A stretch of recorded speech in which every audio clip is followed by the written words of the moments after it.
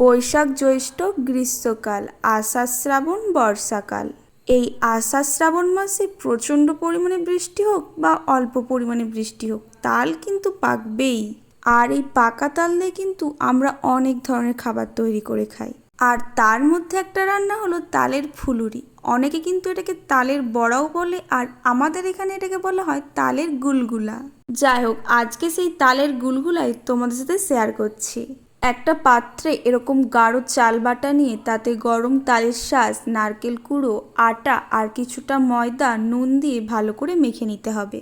তারপর সেটাতে পরিমাণ মতো চিনি দিয়ে আবারও ভালো করে মেখে নিয়ে গরম তেলে এরকম ছোট্ট ছোট্ট করে ভেজে নিতে হবে। তবে কিন্তু এইগুলোকে খুব কড়া করে ভাজলে চলবে না, কড়া করে ভাজলেই কিন্তু এর স্বাদ তেতো হয়ে যাবে।